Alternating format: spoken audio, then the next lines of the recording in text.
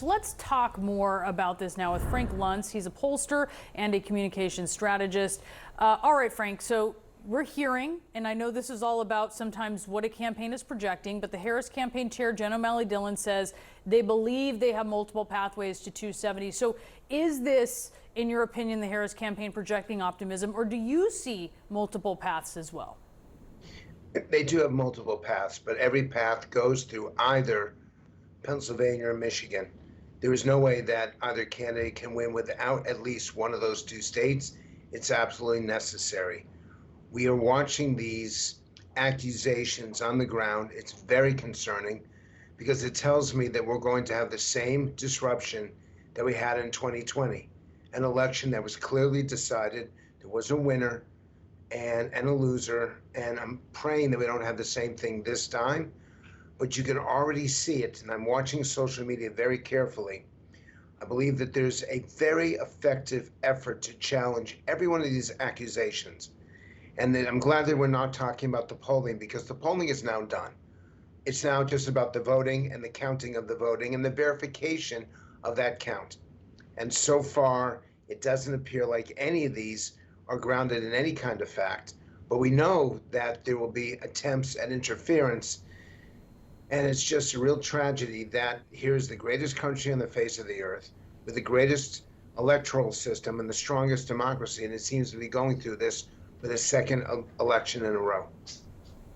Yeah, I share those sentiments, Frank. I do wonder what you think the most likely path is for Vice President Harris and for former President Trump to get to 270. Where do you see the likelihood of some of those states landing?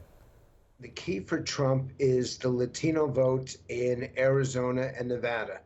And what he said a week ago about what the comedian said at the Madison Square Garden event, the stupid comments and the fact that they were allowed to stand may hurt Trump, probably not in other Latino communities, but clearly in the Puerto Rican community. And that's a big deal in Pennsylvania. So he has to look at Arizona and Nevada because of Latinos, and in the South, Georgia and North Carolina, because they're ever so slightly leaning Republican. And then he only has to take one of this industrial Midwestern states. I think Harris, on the other hand, she's ahead pretty clearly in Wisconsin. And for her, she just needs to sweep both Pennsylvania and Michigan, and then it will not matter what happens in those two southern states or those two western states. So both of them can lose a key state and still make up the difference. But my God, we've never seen it this time. Right?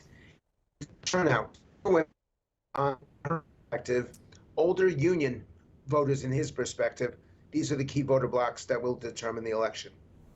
Frank, you mentioned the Puerto Rico, the comedian, and as we see both candidates in Pennsylvania right now, both visiting majority Latino communities, you could, correct me if I'm wrong, could you really see Pennsylvania turning on that comedian referring to Puerto Rico as a floating island of garbage at a Trump rally? It's going to be a 1% election. It's going to be literally 50,000 votes between them. Maybe 100,000. That's still 1%. And so whenever there's a negative message, and Trump had been doing very well up to that point with organized labor, with rank and file union members. He'd been doing well in the Latino community, but that stops your momentum. Similarly, because I want to be balanced here, when Joe Biden made that garbage comment, that is likely to bring out more Trump voters, likely to agitate that Trump base and ensure that every Trump voter actually votes. The key is the people who want a candidate but stay home, that in the end they don't participate. And right now, up until a few days ago, I would have said that Trump voters are more active, more engaged, more likely to vote. Over the past 96 hours, I've seen in the polling that I've been looking at a slight shift that benefits Harris among this intensity to actually participate. Frank, I'm curious to get your thoughts on the early vote, because we've had 78 million ballots that have already been cast. Some folks on either side have tried to tell us that they have the advantage because they see this in the data, or the other side saying similar things. Which side do you think really has the edge when it comes to early voting right now?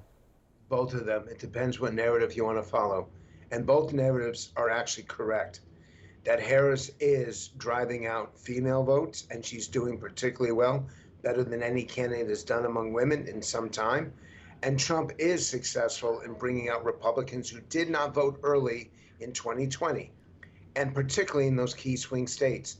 So I can make a case for either side. In the end, it's really going to be the low propensity voters that make the difference. For Harris, that's younger women. For Trump, that's older men who don't normally participate in elections, but feel that this one really matters. I know I'm not being definitive because you can't be definitive. I'm being accurate with you because this is how divided we are. Obviously, there are 7 battleground states across the map, but those, of course, very much in focus here. Joining us now, CNN senior political analyst, senior editor for The Atlantic, Ron Brownstein. Ron, good morning. Casey, Wonderful good morning. to see you. Happy I know election this is day. Happy Election Day. You and I are going to, in about Yes. 24 hours, we're both going to be sitting on set in New York together overnight, thinking we may still be counting votes at that point. Just break it down. I mean, what are you seeing here as we wrap this up, as voters actually head to the polls? You know, so many things have changed since Kamala Harris replaced Joe Biden, but we kind of end up in the same place. I mean, she's obviously more competitive than Biden was in the Sun Belt because she has recovered a lot of the ground that he was losing among Latino voters in particular and black voters. But it doesn't look like she has recovered all of it. And so the Sun Belt states still look a little harder for her. And as you said, the most straightforward path for Harris, as it was for Biden, is by sweeping the 3 states that I say are the former blue wall states of Michigan, Pennsylvania, and Wisconsin, because they fell out of the original blue wall. And those are states where Democrats traditionally have been able to run a little better with white voters than they do in most other parts of the country. Now, you know, people know they have voted the same way in every presidential election since 1980, except one. They've also voted the same way for governor in every election over the past 30 years, except one in 2014. And if we are talking about Michigan and Pennsylvania, the level of convergence is almost unimaginable. They've deviated in the presidential race once since 1940 and only 3 times since the Civil War. So, you know, past performance, no guarantee of future results. Pennsylvania could be tougher for the Democrats than the other 2, but they are so similar culturally, economically, and demographically that there is a reason why they have tended to move as a herd. Ron, how would you explain, you know, and look, my family's from Michigan originally. I grew up in Pennsylvania. Yeah. I've spent a lot of time kind of turning this over in my head. There is a difference. There's a reason, there have to be reasons. Pennsylvania's closer than Michigan, at least in the polling, or why sort of some of the fundamentals seem to be a little bit different. What is the difference? Well, historically, Wisconsin has seemed the toughest because the white share of the vote is higher and the minority share is smaller, and the non-college white share is highest in Wisconsin, right? So about 80% of the vote in Michigan and Pennsylvania are whites. In Wisconsin, it's 90, and nearly 60% of the voters in Wisconsin historically have been whites without a college degree, who are the absolute foundation of the GOP in the Trump era. But, you know, the white-collar parts of Wisconsin have moved so much toward the Democrats that it's kind of leapfrogged, I think, you know, switched places with Pennsylvania. I think the key in Pennsylvania is that Democrats have struggled more in the mid-sized cities than they do in Wisconsin or Michigan. And I think that's largely because Western PA, in some ways, the industrial employment base has been hollowed out even more than we saw in Wisconsin and Michigan. But, you know, there's so much focus in the final weeks of the campaign on whether Harris can hold down her losses in the parts of these states that are trending Republican. I think it may actually be more important whether she can maximize her strengths. If you look at the big 6 counties, Allegheny, Philadelphia, the 4 collar counties in Pennsylvania, you look at the 6 largest counties in Michigan, or you look at Madison, which is Dane, plus Milwaukee, minus the suburbs of Milwaukee.